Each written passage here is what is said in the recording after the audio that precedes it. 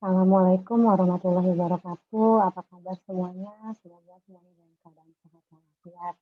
Hari ini kita bertemu untuk tatap muka ke-6, untuk pertemuan ke-6 untuk mata kuliah Keuangan Internasional untuk program studi D3 Keuangan dan Perbankan. Hari ini, materi hari ini adalah kita akan belajar mengenai derivatif kurs mata uang asing. Langsung saja saya akan share screen.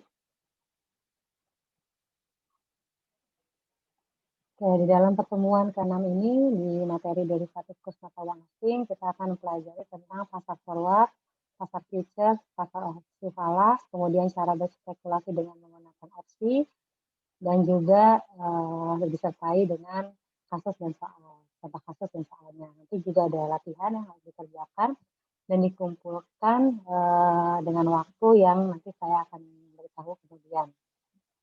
Ini tugasnya tugas individu ya. Nanti ada soalnya, ada contoh-contohnya, kemudian nanti juga ada tugas yang perlu dikerjakan secara individu.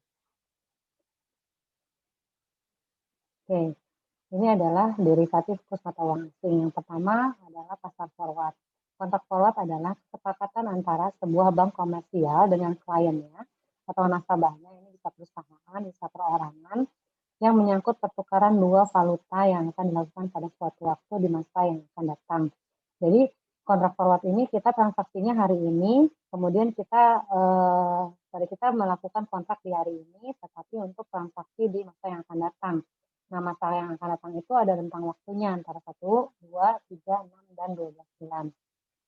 Jadi nanti kita untuk menghindari fluktuasi mata uang asing, kita melakukan kontrak forward. Jadi kita bisa transaksi dengan kurs sesuai dengan kontrak yang telah disepakati di hari kita menandatangani kontrak. Jadi nanti kalau kita ada transaksi di 1 bulan mendatang atau 2 bulan mendatang, kita tetap pakai kurs atau nilai mata uang asing sesuai dengan kontrak yang telah disepakati di hari tanda tangan kontrak. Oke, ini ada forward rate yang timbul, kemudian forward market ini tadi karena adanya ketidakpastian. Ini kenapa alasannya seorang investor atau seorang perusahaan gitu ya, si pelaku usaha ini mengadakan atau melakukan kontrak forward. Itu dia nggak mau atau menjaga adanya ketidakpastian nilai mata uang asing yang cenderung fluktuatif. Ini langsung ada contoh soalnya, ini ada PT Gajah Mada Indonesia membeli barang dari Wolfpack & Co di Jerman, yaitu dengan nilai kontrak senilai di IM itu adalah 1 juta, dengan waktu pembayaran 3 bulan.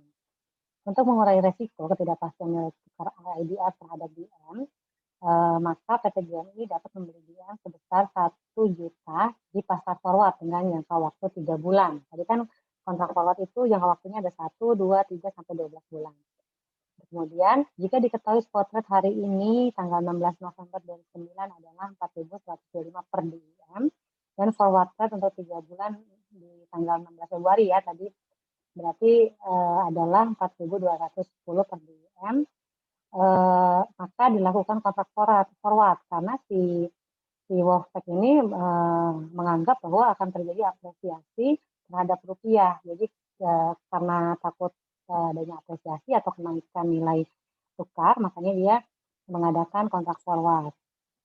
Kemudian ditanyakannya berapa rupiah yang harus dibayar oleh PT GMI untuk mendapatkan 1 juta tersebut pada tanggal 16 Februari. Di masa yang akan datang ya, 3 bulannya itu. 3 bulannya itu dibilangnya di sini tanggal 16 Februari. Jadi kalau dihitung mundur, transaksinya sebenarnya bukan tanggal 16 Februari ya, si kontraknya itu bukan di tanggal 16 Februari, tapi transaksinya yang akan dilakukan di tanggal 16 Februari. Nah, berarti kalau misalkan Februari, kita tuh mengadakan kontraknya sekitar tanggal 16, apa tuh ya, Januari, Desember, Januari, November lah ya, tanggal 16 November 2010. Jadi si PT GMI ini mengadakan kontrak forward. Kontraknya itu dilakukan 3 bulan yang akan datang di tanggal 16 Februari untuk transaksi di tanggal 16 Februari. Kontraknya tanggal 16 November, transaksinya perkiraannya di tanggal 16 Februari karena si PT GMI ini menganggap bahwa akan terjadi apresiasi terhadap kurs mata uang rupiah tadi. Kemudian di sini adalah membayar, ini jawabannya adalah pada tanggal 16 Februari PT GMI akan membayar sebesar, tadi kan 1 juta ya yang mau dibeli nih rencananya adalah 1 juta BBM. Ini 4.210. 4.210 tuh di tanggal 16 Februari. Dia pakai forward rate-nya. Forward rate-nya dia bilang tanggal berapa ya kira-kira tanggal berapa ya kursnya kira-kira di tanggal 16 Februari. Tergantung tuh sesuai kesepakatan di kontrak. Oke, dapat harganya adalah 4.210. Jadi dia harus bayar adalah 4.210.000. Sorry, ini 4,2 miliar ya. 4,2 miliar. Terus jadi tergantung sama kursnya yang ada di forward kurs atau di kontrak forwardnya. Forward rate-nya adanya 4.210. Kemudian jika kurs spot hari ini tanggal 16 Februari adalah 4.275, maka PT GMI akan membayar sebesar 4,275. Kemudian jadi kalau misalnya kenapa ini dikasih tahu, karena kan ini kan kita pakai kontrak forward ya, pakai kontrak rate, forward rate. Jadi ini kita mau hitung nih, sebenarnya kalau kita nggak forward rate, kita akan rugi kan, karena di tanggal 16 Februari ternyata spot rate-nya itu 4.275, lebih tinggi daripada kurs saat kita adakan kontrak forward. Gitu. Forward rate-nya kan 4.210, ternyata spot rate-nya di tanggal 16 Februari itu 4.275. Berarti kita tuh untung sekitar 65 juta. Nah, kalau misalnya kita nggak mengadakan kontrak forward, berarti kita akan rugi nih sekitar 65 juta. Tapi karena kita mengadakan kontrak forward, berarti kita untungnya 65 juta. Gitu. Jadi kalau misalkan kita nih nggak ngadain kontrak forward, kita kan pasti bayar sesuai spot rate saat itu ya, sesuai spot rate tanggal 16 Februari. Jadi kita bayarnya 4.275. Tapi karena jadi kita rugi nih kalau kita ngadain kontrak forward, kita cuma bayar 421%. Berarti kita di dalam kasus ini PT GMI sebenarnya untung karena dia melakukan kontrak forward. Tapi di sini dibilangnya kalau nggak ngelakuin gimana? Kalau nggak melakukan kontrak forward gimana? Nah, berarti dia rugi nih kalau nggak ngelakuin kontrak forward, ruginya 65 juta. Tergantung nanti pertanyaannya seperti apa. Apakah kalau nanti ditanyakan, oh berarti PT GMI rugi apa untung? Kalau dia ngadain kontrak forward, berarti untung. Kalau dia nggak melakukan kontrak forward, dia untung apa rugi? Rugi. Nominalnya sama, 65 juta. Gitu ya. Oke, di sini nanti kalau jika ada yang tidak jelas, boleh ditanyain saat kita tatap muka di kelas. Oke, kemudian yang kedua adalah pasar futures. Pasar futures ini adalah atau currency future market adalah kesepakatan memperdagangkan atau menetapkan falas di mana penyerahan falas dilakukan pada masa yang akan datang sama seperti kontrak forward tadi, forward trade dalam jumlah tertentu, waktu tertentu, tempat tertentu dan harga tertentu. Kalau tadi kan cuma jumlah tertentu, waktu tertentu ya, jadi nggak mesti face to face gitu. Nah kalau yang ini bedanya adalah perdagangan di currency future contract dilakukan secara face to face, jadi harus tatap muka langsung di lantai bursa yang disiapkan oleh International Monetary Market (IMF) melalui broker yang berbeda dengan forward contract yang dinegosiasikan melalui pasar. Jadi kita langsung bid di sana, langsung transaksi, ya, langsung tatap muka gitu transaksinya. Kalau tadi bisa diselesaikan secara transfer atau bisa diselesaikan tidak mesti face to face gitu. Itu bedanya sih. Kalau misalkan kontrak forward dan juga pasar future, hampir sama, tapi nanti kita bisa lihat lebih signifikannya di contoh soal ya perbedaannya seperti apa. Nah, ini kalau di dalam IMM atau tadi apa di dalam IMM tadi di pasar future, bukan di pasar forward ya. Ini ada harga kontrak falas yang diperdagangkan di IMM. Jadi di lantai bursa itu kita bisa lihat nih, ini harganya berapa sih di money marketnya, harga kontraknya. Kita bisa pergi ke bursa efek, kita lihat currency-nya, unit per kontraknya berapa harganya. Ini dari Australia, Inggris, Kanada, Prancis, Jerman, Jepang, dan mata uang lainnya. Ini ada nilainya. Kalau tadi tuh forward rate itu kita biasanya cuma datang ke bank, kita tanya di mata uang yang kita inginkan saja, yang kita mau kontrak. Misalnya kita mau kontrak dengan USD, ya kita tanya USD nilai forward kontraknya berapa, forward rate-nya berapa. Nanti kita adakan kontrak di situ. Kalau ini kita bisa lihat langsung mata uang yang tertera di dalam papan yang pengumuman di IMM ini. Yang diperdagangkan apa aja sih mata uangnya, yang dapat kontraknya apa aja. Nanti kita pilih dari sini kita mau pakai mata uang apa. Nah, tanggal jatuh tempo CSM adalah setiap hari Rabu minggu ketiga pada setiap bulan. Kalau tadi kan bisa kita kontrak 1, 2, 3 sampai 1 tahun ya. Nah, kalau di CSM ini kita jatuh temponya setiap hari Rabu minggu ketiga pada setiap bulan Maret, Juni, September, Desember. Ini ada pialangnya. Kalau tadi kita kontraknya langsung ke bank aja. Kalau ini di bursa memang ada para pialang saham, broker ya, atau agen lah, kita bisa bilang pialang, broker, agen yang yang menghandle transaksi kita dalam bentuk itu bid ask spread, yaitu mereka membeli suatu kontrak currency future dengan suatu harga beli dengan secara simultan menjual harga kontrak pada pihak lain dengan harga sedikit lebih tinggi. Kalau ada pialangnya memang kita kasih kayak komisi gitu ya buat pialangnya, tapi memang fee-nya ini buat pialang pasti lebih besar daripada fee transaksi bagi kontrak forward. Karena ini langsung, kita nggak jangka panjang ngadain kontraknya. Jadi ya saat itu kita datang ke bursa, kita mau beli dengan kontrak CSM tadi, biasanya jangka waktunya tidak begitu lama. Jadi misalkan kita mau tadi hari Minggu ketiga, terus kita mau kontrak di hari itu, kemudian transaksi di besoknya gitu, atau langsung transaksi di hari itu juga bisa. Ini ada contohnya. Ini dia 40 hari, dia harian ya, bisa dibuat harian. Ini ada pada tanggal 15 Oktober 2009, Charlie and Co.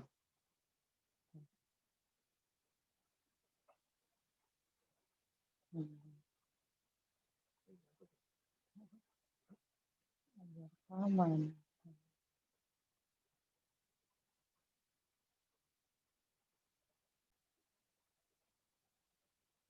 Oke, maaf, kita lanjut lagi ya. Tadi ke contoh soal yang CFM. Ini memang lebih biasanya CFM ini dilakukannya harian. Maksudnya kontraknya bukan dalam jangka waktu sebulan, 2 bulan, tapi kita mau biasanya harian, misalnya 40 hari, 30 hari, 20 hari pun bisa gitu. Jadi tergantung masa kontrak yang kita mau sepakati gitu ya. Nah, ini ada contoh soal. Pada tanggal 15 Oktober 2009, Charlie & Co memerlukan dana sebesar 575.000 dan untuk jangka waktu 40 hari kemudian pada tanggal 25 November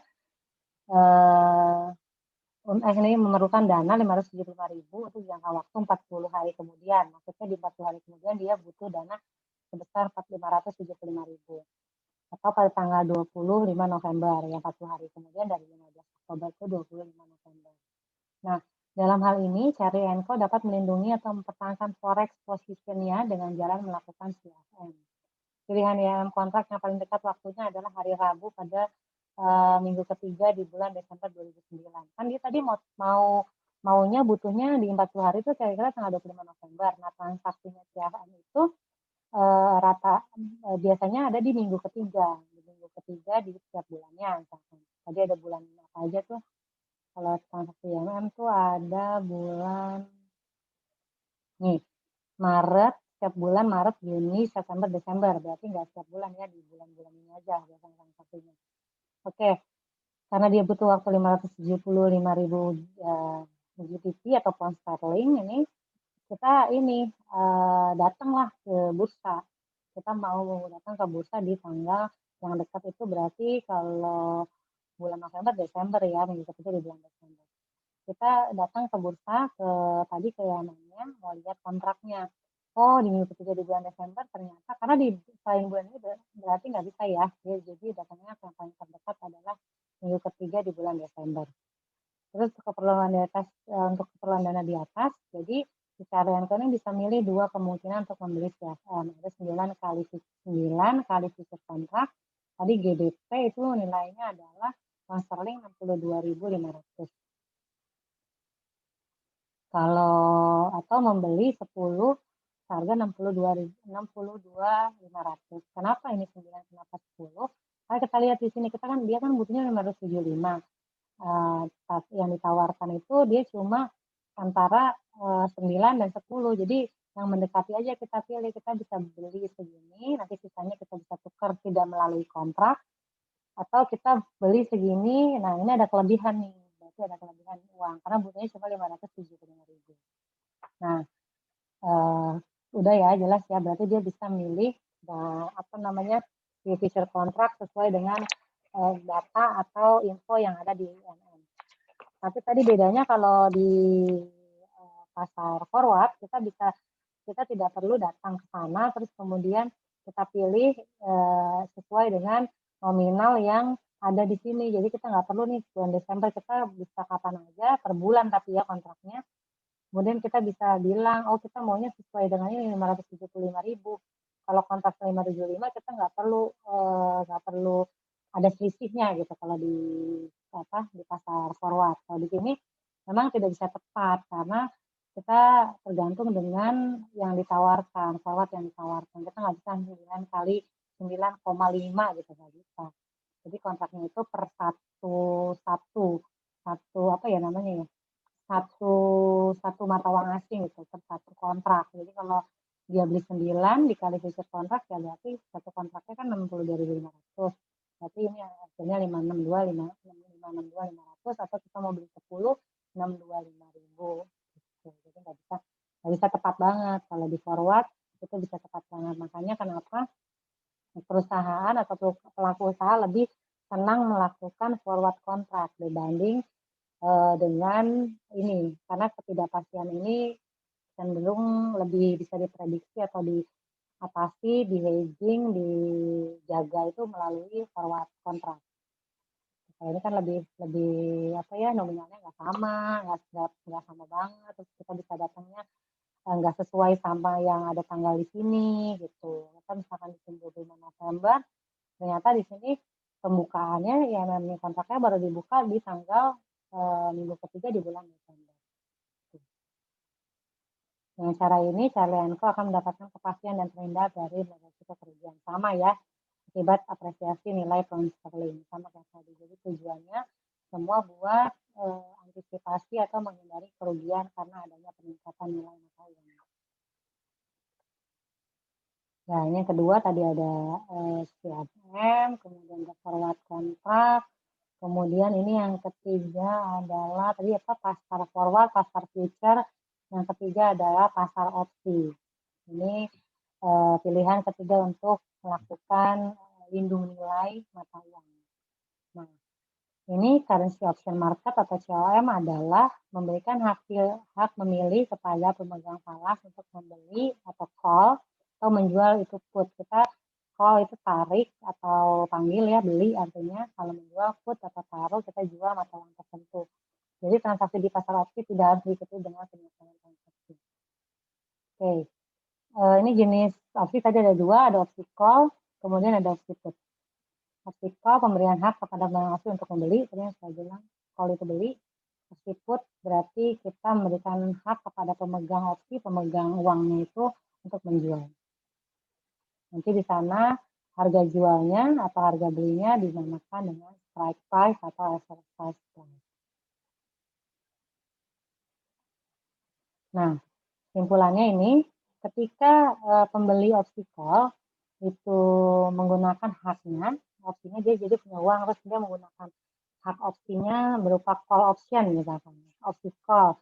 Ketika harga strike price atau strike price kurang dari harga spot atau nilai spot rate, itu kita akan biasanya melakukan opsi call atau opsi beli karena nilai strike price itu lebih kecil daripada nilai spot rate-nya. Kita biasanya ngakuin namanya kita menggunakan opsi beli atau opsi call option. Kemudian ketika kita strike price lebih besar daripada spot rate, kita akan menggunakan opsi put. Karena harga kita yang punya itu lebih tinggi daripada harga dasar yang di harga hari itu gitu, kurs hari itu. Jadi kita akan melakukan opsi jual. Pastilah kalau harga kita lebih tinggi, kita punya barang kita lebih tinggi daripada barang yang ada di mana namanya, harga di pasaran, kita pasti akan jual barang kita gitu. Karena nilai lebih tinggi. Begitupun dengan nilai mata uang asing. Ketika kita punya opsi, ketika kita harga strike price lebih tinggi, harga yang kita punya lebih tinggi dibanding harga spotnya, harga hari itu pasti kita jual mata uang kita supaya dapat untung gitu ya. Pada kedua kondisi di atas, pemegang call atau opsi put dikatakan dengan in the money karena kedua opsi tersebut mendatangkan aliran kas masuk. Jadi baik call ataupun put, kalau misalkan kondisinya seperti ini kita akan dikatakan sebagai in the money, dapat uang lah ya, mendapatkan aliran masuk. Oke. Kemudian pembeli opsi call tidak menggunakan haknya ketika strike price itu lebih dari spot rate, kemudian pas opsi put dia nggak menjalankan atau nggak mengambil haknya ketika strike price kurang dari spot rate. Jadi kebalikan dari ini, kalau kita kebalikannya, kita nggak dapat untung gitu ya, berarti kita nggak akan mengadakan atau tidak menjalankan opsi apa-apa. Itu namanya adalah kita tidak nggak mau, maksudnya nggak mau menjalankan haknya, itu namanya out of the money, karena kedua opsi yang ini tidak mendatangkan aliran masuk, nggak dapat apa-apa. Kalau yang tadi kan ketika kita harga belinya kurang dari harga spot rate-nya, misalkan harga kita strike price-nya kurang dari spot rate, kita bakalan beli biar dapat untung, karena si strike-nya ini apa ya, kalau kita misalkan gini, kita punya nilai mata uang asing itu nilainya lebih rendah daripada kurs hari itu, kurs spot rate-nya. Jadi kita beli kan, kita bisa dapat kurs yang lebih murah, berarti kita akan beli. Kalau kursnya ternyata kita akan punya kurs yang lebih tinggi, kita akan jual gitu. Berarti ini tuh baik jual maupun beli di saat ini, kalau dengan kondisi yang ini kita akan mendapatkan aliran kas masuk atau in the money. Tapi kalau kebalikannya, itu kita nggak akan dapat uang, nggak akan dapat aliran kas masuk atau dapat dikatakan out of the money. Jadi ini untuk kesimpulan yang kedua. Kemudian yang ketiga, pemegang opsi call dan opsi put disebut at the money ketika harganya sama strike price dan dengan strike price. Karena pada kondisi ini pemegang kedua opsi tidak akan merasakan perbedaan apa baik menggunakan hak atau tidak, ya karena sama, jadi ya diam aja. Kecuali butuh ya, kalau butuh mungkin kita akan menggunakan opsinya, baik call ataupun put. Kalau karena nggak merasakan perbedaannya, kita sebut sebagai at the money. Jadi kalau in the money kita dapat masuk in the money, kalau out of the money berarti kita keluar, itu berarti kita rugi gitu sebenarnya, karena kita nggak akan dapat aliran kas masuk. Ini adalah tabel contoh transaksi currency option market tadi. Nah, ini lebih jelas nih opsinya, opsi call. Nih, misalnya strike price-nya 9.250. Kurs spot-nya itu 9.300 USD. Ketika strike price kurang dari kurs spot, berarti ini pilihan opsinya oke nih kita call, karena akan ada aliran dana yang masuk. Kan kalau harganya 9.250, kita beli dong ya, harga strike price-nya, kita pakai hak kita, hak call-nya, hak opsi call buat beli strike price-nya. Gitu. Kalau misalkan ketika harga strike price-nya lebih tinggi, kita pakai hak kita untuk put-nya, gitu, untuk jualnya. Karena dua-dua ini mendatangkan aliran kas masuk. Ini kebalikannya. Variasi sablon ini gak ada bedanya nih, berapa cuman. Jadi ya udah didiemin aja gitu, kita nggak pakai hak kita. Ya. Kemudian ini adalah kalau kita mau berspekulasi atau cari keuntungan dengan menggunakan opsi tadi, transaksi opsi. Jadi ada forward, future, sama kan transaksi opsi tuh yang call dan option. Ya, ini forward, terus kemudian opsi falas. Kita bisa melakukan spekulasi atau mendapatkan keuntungan dari transaksi opsi. Ini berspekulasi dari dalam currency call option. Ini dari transaksi beli ya, untuk beli, opsi beli. Tanggal 16 November, Mr. Jim ini spekulan nih membeli call option atau memakai memakai opsinya call option itu pound dengan mata uang pound memiliki strike price harganya 1,40 dan tanggal jatuh tempo pada tanggal 16 September 2009. Kurs spotnya tanggal 16 November adalah 1,39. Kemudian dia jual nih pas di poin E ya. Mr. Jim terus bayar premium. Jadi kalau kita transaksi tuh kalau kita beli itu kita harus ngeluarin premium atau dibilangnya kalau premium kemarin belajar itu kelebihan ya atau biaya lah, biaya yang ditimbulkan untuk transaksi pembelian tersebut. Oke. Ini sebesar 0,12 bayar premium sebesar 0,12. Asumsinya nggak ada fee pialangnya. Tadi pialang adanya di transaksi future ya, yang pasti ada fee pialang.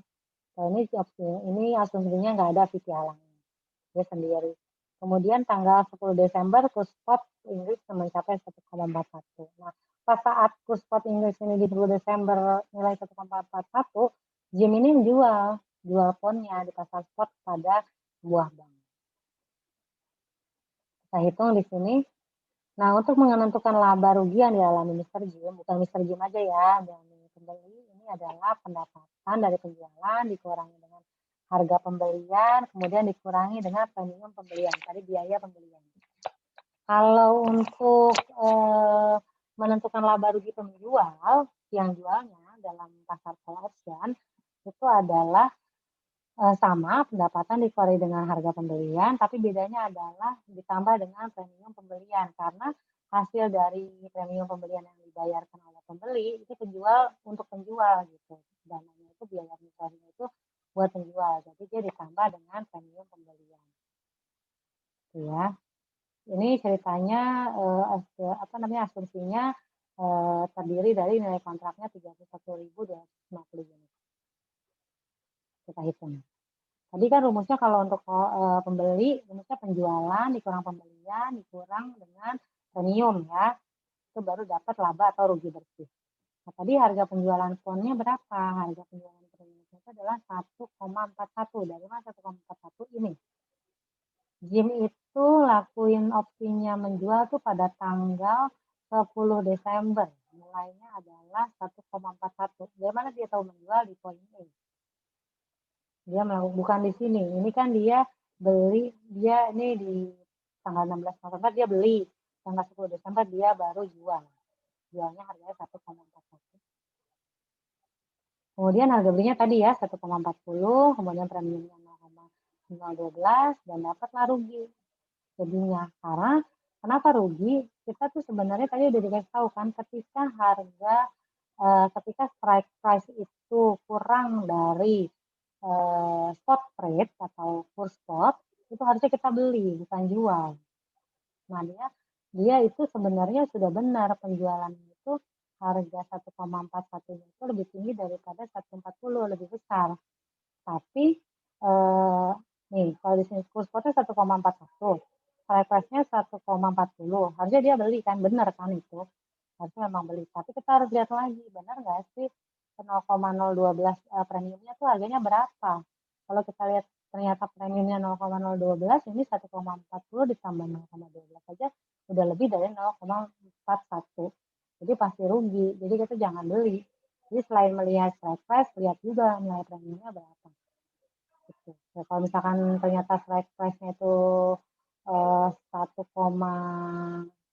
misalnya, ya kita beli karena memang jauh ya strike price kurang dari spot rate tadi seperti ini. Nih. Harusnya kita opsi call nih ketika kita opsi beli ketika si strike price ini kurang dari kurs spot. Ini udah benar sebenarnya dia opsinya si Mr. Jim ini udah benar dia pakai opsi beli, tapi dia nggak ngelihat lagi bahwa ternyata ada premiumnya segini 0,012, harusnya tetap aja strike price-nya lebih besar daripada spot. Jadi harusnya dia pakai opsi jual bukan opsi beli di sini. Karena ini kalau ditambahin masih lebih besar daripada spot rate-nya. Gitu. Oke, ini sudah. Kemudian jadi dia tadi rugi ya, rugi bersihnya segini. Ini udah ada rumusnya, nilai kontrak opsinya C kali A kali B. C sama dengan A kali B, tabel A kali tabel B. Kemudian diasumsikan bahwa Mr. Linda adalah penjualnya. Kalau tadi kan beli, si Mr. Jim itu pembelinya. Artinya tadi kalau kurang strike price itu kurang dari spot rate atau strike price kurang dari spot price itu kan harusnya beli, opsinya beli, tapi karena tadi saya bilang ada premium, berarti harusnya dia jual nih, karena ternyata tetap aja lebih tinggi, tetap aja strike price itu lebih besar daripada spot rate jadinya. Nah, si Mrs. Linda ini adalah penjual call option. Karena dia penjual, jadi dia rumusnya adalah ketika dia menggunakan penjualan pon, dia pakai 1,40. Kenapa pakai 1,40? Ya karena kan ini Mr. Jim yang beli, berarti si Linda nih yang jual. Jadi dia jualnya pakai 1,40 gitu. Jadi di tanggal 16 November si Jim beli, si Linda jual. Jadi yang dilakukan Linda nih benar. Gitu, si Linda jual, bukan beli. Jadi Linda jual harganya 1,40, si Jim beli harganya 1,40. Jadi di Jim dipakai sebagai harga beli, di Linda sebagai harga jual. Kemudian di tanggal 10 Desember, si Jim kan jual nih. Nah, berarti Linda yang beli. Berarti di sini Jim harga jualnya 1,41, Linda jadinya 1,40. 1,41 untuk jadi harga pembelian. Jadi Jim di sini jual pakai harga 1,41, berarti Linda beli dengan harga 1,41. Kita lihat di tabel. Nih harga penjualannya 1,4. Jadi kebalikan dari Jim ya. 1,40, kemudian harga pembeliannya si Linda ini 1,41. Kemudian karena dia yang jual, dia dapat lagi premium. Tadi kan kalau penjualan itu yang jual itu ditambah ya premiumnya, rumusnya bukan dikurang. Kalau yang beli ya premiumnya dikurang karena dianggap sebagai biaya. Kalau misalkan penjual, premiumnya dianggap sebagai pendapatan, dianggap sebagai tambahan dari harga jual. Dapatlah nih nilainya segini, 0,2. Jadi si Linda ini untung atas transaksi call option tersebut selaku penjual, tapi si Jim rugi selaku pembeli untuk transaksi call option tadi. Ini untungnya adalah 0,0625. Oke, kemudian di selanjutnya adalah ini masih sama, ini adalah untuk currency put option. Kalau tadi untuk opsi beli, sekarang adalah opsi jual. Opsi jual kita lihat nih, pas saat opsi jual ini benar nggak sih sebenarnya di saat harga kayak gini harusnya kita opsi jual, kita lihat strike price lebih besar daripada kurs spot. Nah, tadi apa? Ingat lagi. Kalau strike price lebih besar dari kurs spot, pastinya benar kita melakukan put option. Benar ya, kita harusnya melakukan put option. Tapi nanti kita lihat lagi apakah saya benar dapat untung atau enggak. Oke, berarti harga belinya, harga penjualannya berapa nih? Waktu kita jual harganya berapa? 1,40 ya. Berarti kurs spot yang berlaku waktu beli berapa? 1,30. Kemudian premiumnya tetap ya dikurang ya, kan dia beli ini. Nih, ada nih, warna merah. Harusnya dia untung. Kalau sebenarnya kita nggak hitung pun kita bisa tahu, oh ini strike price-nya lebih tinggi nih, bener nih saatnya jual nih dibanding spot rate gitu ya, sebenarnya kurs spotnya. Terus harga pembeliannya adalah kurs spot berlaku saat ini berendah adalah 1,30. Dia beli dengan 1,30, kemudian dia jual jadi 1,40. Dia jual 1,40, harga belinya 1,30, kemudian sebagai pembeli itu premiumnya dikurang. Sebagai pembeli premiumnya dikurang, dapatlah laba bersih 0,6 atau 1,875. Ini untuk sisi pembeli. Kemudian kalau sisi penjual gimana? Penjual gimana? Sama aja, tapi kita lihat di sini. Tadi kalau dia beli, kalau di sisi pembelinya, di sisi pembeli penjualnya harga jualnya 1,40, berarti ini jadi harga beli di tempat penjual. Kalau harga belinya 1,30, berarti ini jadi harga jual di tempat penjual. Dibalik ya. Berarti ini harga penjualan 1,40, berarti di sini harga belinya yang 1,40. Kemudian di sini harga belinya 1,30, berarti di sini harga jualnya yang 1,30. Sama rumusnya tadi seperti tadi, penjual itu premiumnya ditambah karena masuk ke dalam atau ditambah ke dalam pendapatannya dia. Tambah ke dalam harga penjualan. Kebetulan hasilnya sama. Kebetulan hasilnya sama 0,06. Ini bisa beda bisa sama ya, tapi ini kebetulan angkanya sama. Jadi nilainya sama, baik si penjual ataupun pembeli ketika opsi put option-nya digunakan, itu dapat nilai kontrak atau laba bersih senilai 1,875. Oke, ini sudah selesai untuk materi hari ini untuk pasar forward, pasar opsi dan juga pasar ini ya tadi yang pasar future. Berarti untuk materi pertemuan ketiga ini sudah selesai. Kalian boleh menonton video ini atau kalau nggak ngerti nanti bisa ditanya saat tatap muka, tapi tonton dulu videonya. Kalau nggak ada yang kurang jelas atau mau ditanyakan, boleh tanyakan saat sesi pertemuan. Oke, kalau kurang jelas lagi atau nanti lupa ya, misalnya bisa diulang-ulang videonya. Sekian dari saya, terima kasih dan ini ada tugas yang harus kalian kerjakan, nih soalnya ini berspekulasi dengan call option dan juga put option. Ini bisa kalian lihat lagi di video atau di PPT yang sudah saya share. Sekali lagi terima kasih atas perhatiannya. Wassalamualaikum warahmatullahi wabarakatuh. Nanti saya akan info kapan terakhir pengumpulan tugasnya. Sehat selalu dan tetap semangat ya semuanya. Salam dari saya.